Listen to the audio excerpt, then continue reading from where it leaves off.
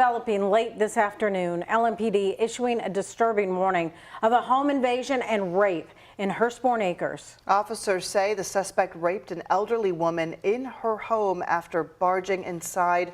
Police described the incident that happened on Wednesday right in the middle of the afternoon at 2:30. They say when they got to the home near Taylorsville Road, they were able to talk to her. She said she had a knock at the front door, and when she answered it, a man knocked her down and raped her.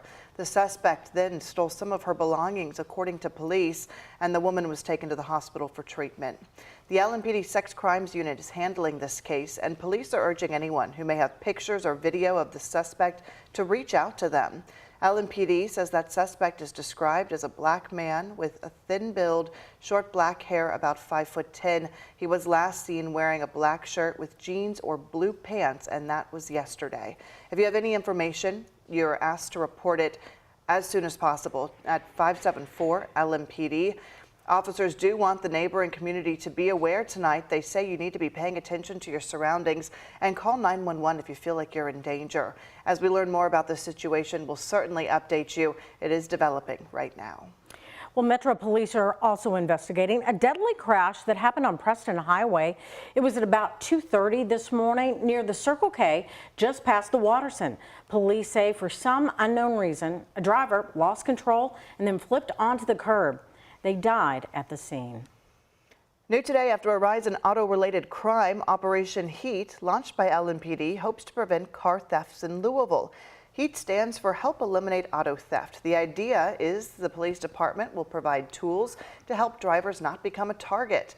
LMPD says Shirley's Way donated money so they could purchase more than 1,000 steering wheel locks for public distribution at each of the 8 divisions. As you may know, drivers of Hyundai and Kia vehicles have disproportionately been affected by auto thefts, and criminals continue to exploit the vehicles' design deficiencies.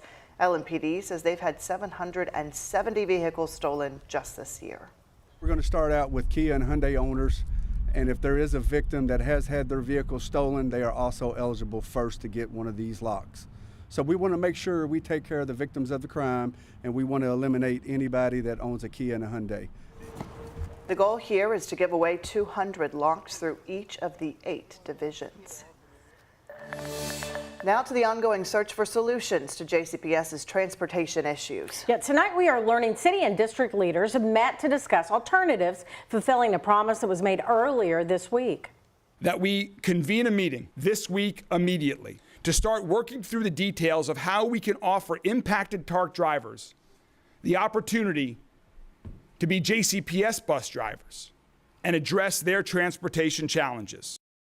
Mayor Craig Greenberg pitching that idea at a news conference on Monday. It comes as TARC is facing potential layoffs because of financial challenges. Senior reporter Isaiah Kim Martinez has an update on this tonight. Isaiah, how did that meeting go? Well, Shay, Connie, I'm told there is positive momentum here. At least those are the words given to me by Metro Council President Marcus Winkler in an interview that we had just today. He was in the discussion in that room that lasted about an hour and a half yesterday. It went on into the evening. Also at the table was both TARC and TARC union leadership, as well as Mayor Greenberg and JCPS Superintendent Dr. Marty Polio, who's on board with the idea. But TARC's union isn't as high on it, saying this wouldn't be a fair trade for their drivers, citing better pay and consistent work they have now. Winkler, though, tells me a new alternative has been brought up. One of the options we explored yesterday, which seemed to have legs as a possible solution, is rather than people being laid off by TARC and hired by JCPS, can JCPS contract TARC to run these routes?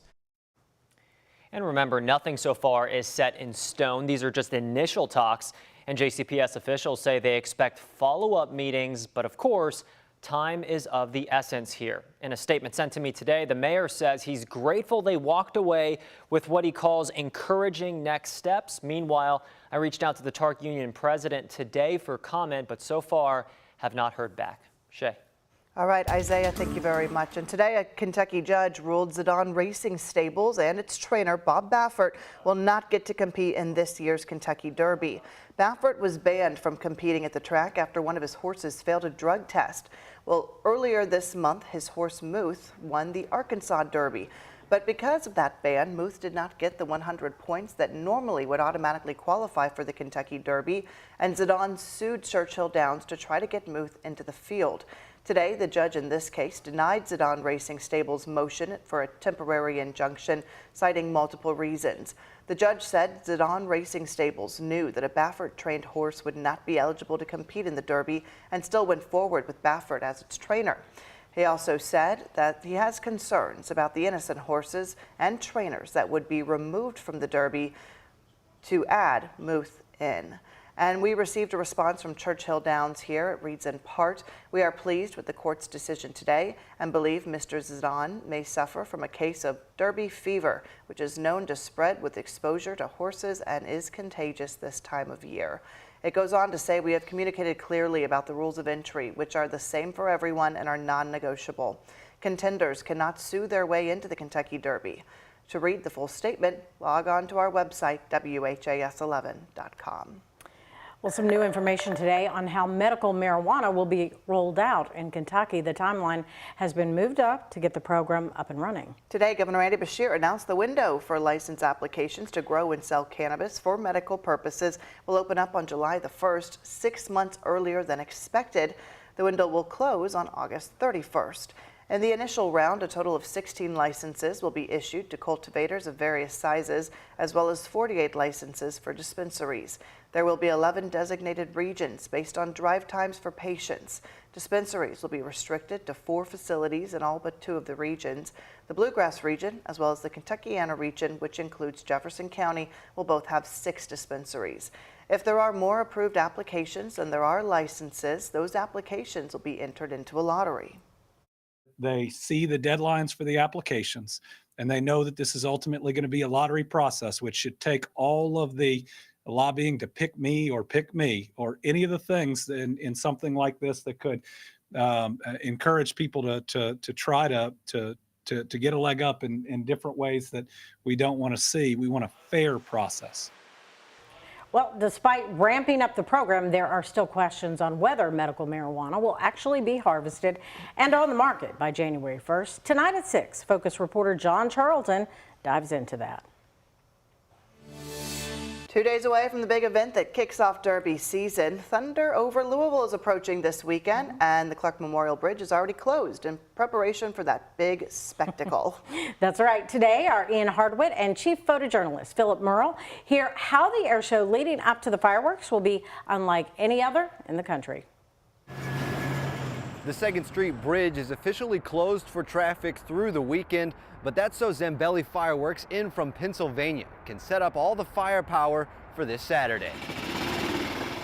Box by box, the pyrotechnics lined each side of the bridge with firework rigs primed to blow. Spaced out every 10 feet, they stretched the Ohio River's whole width.